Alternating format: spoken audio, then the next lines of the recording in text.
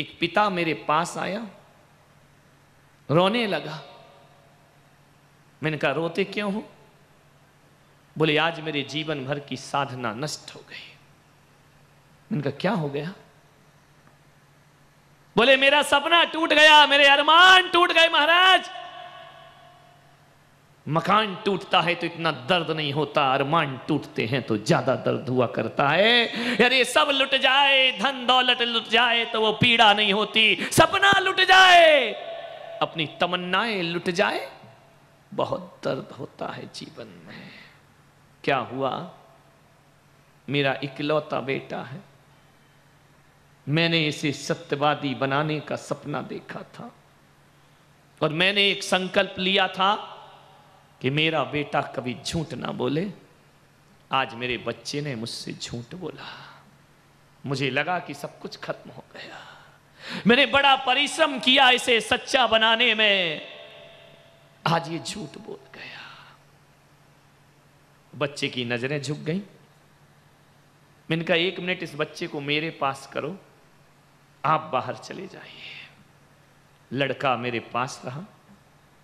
मैंने कहा बेटा तुमने झूठ बोला, तुमने अपने पिता का दिल तोड़ा। बोले हाँ महाराज मैंने झूठ बोला। मैंने कहा सच बोलना मुझसे। बोले नहीं आपसे झूठ नहीं बोलूंगा। मैंने झूठ बोला। मैंने कहा तुमने क्यों झूठ बोला? तुम्हारे पिता को आज कितनी पीड़ा, कितना दर्द है।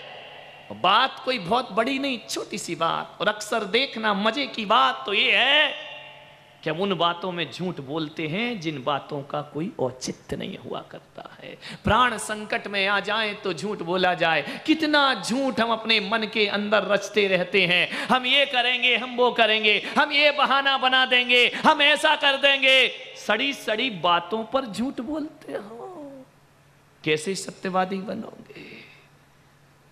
विचार करिए। उन बातों पर झूठ, सास ने ये कहा तो मैं ये कह दूंगी, उसने वो किया तो मैं ये कर दूंगी। छोटी छोटी बातों पे झूठ बोलते हो, विश्वास खत्म होता है।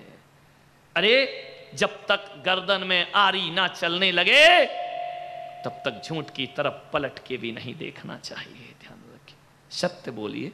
आदत ऐसे ही तो बिगड़ती है।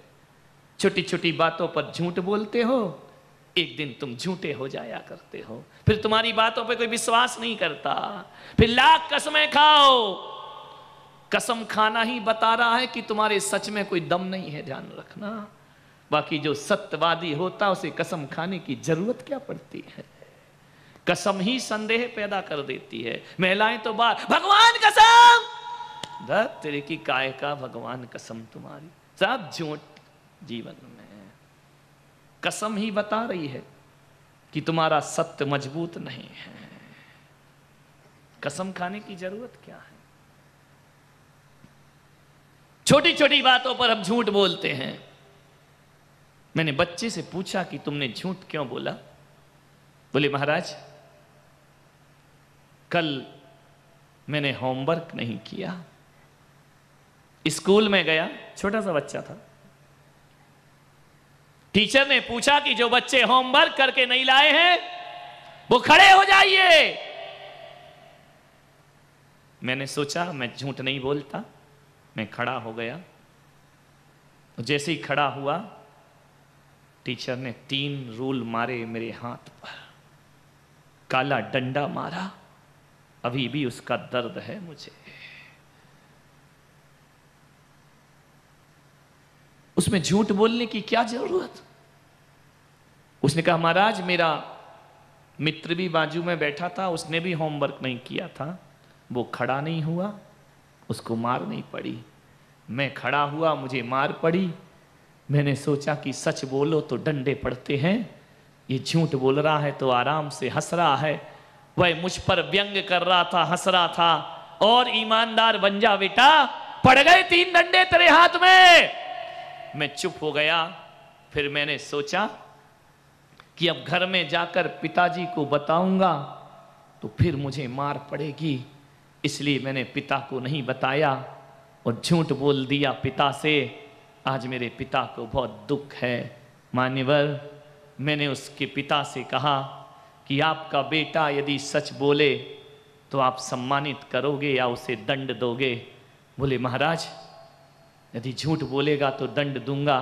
बच्चे ने कहा कई बार मैंने सच बोला, पापा ने मुझे मारा, बस मार के डर से मैं झूठ बोलना सीख गया। आपसे यही निवेदन है, आपका बच्चा यदि सच बोलता है, सत्य बोलता है, हकीकत यही होती है, जब भी सच बोलो तो सजा मिलती है। ध्यान रखना, मैं ये नहीं कह रहा हूं कि गलतियों पर सजा मत दो, लेकिन बच्चे से इतना जरूर कहो कि तूने गलती की है उसकी तो तुझे सजा मिलेगी, लेकिन तूने सच बोला है उसका धन्यवाद देता हूं, मैं तुझ पर विश्वास करता हूं। सत्यवादी कैसे बनाओगे? सच का धन्यवाद दो। बहू यदि सच बोल दे तो सास और गर्म हो जाती है, आप गर्म होती रहेंगी, बहू झूठ बोलना सीख जाएगी। ध्यान रखना है, सत्य को सम्मानित करो, सच को सच बोलिए। आप नहीं कर पाए, काम नहीं कर पाए, कोई बात नहीं है, मुझसे नहीं हुआ, मेरी लापरवाही। ध्यान रखना, कोई काम आपको किसी ने बोला और आपने झूठ बोला, इस वजह से नहीं किया, उस वजह, एक झूठ 1000 झूठ बुलवाएगा। ध्यान रखना। और यदि आपने स्वीकार कर लिया कि हां गलती हो गई, मैं नहीं कर पाया, मेरा आलस्य था, मेरा प्रमाद था, मेरी लापरवाही थी, आगे से ध्यान रखूंगा।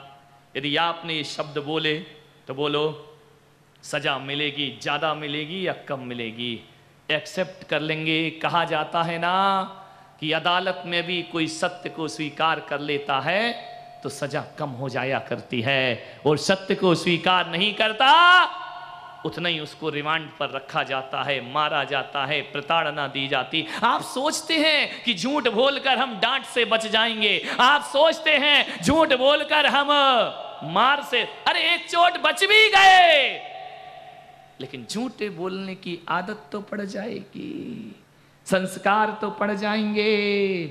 एक पल की डांट से तो बच जाओगे, लेकिन झूठ बोलकर कर्मों की मार से कैसे बच पाओगे? वह सजा तो आपको प्राप्त होगी ही होगी। मत बोलिए झूठ। झूठ दो चीजों से बोला जाता है, एक तो भय से और एक लालच से।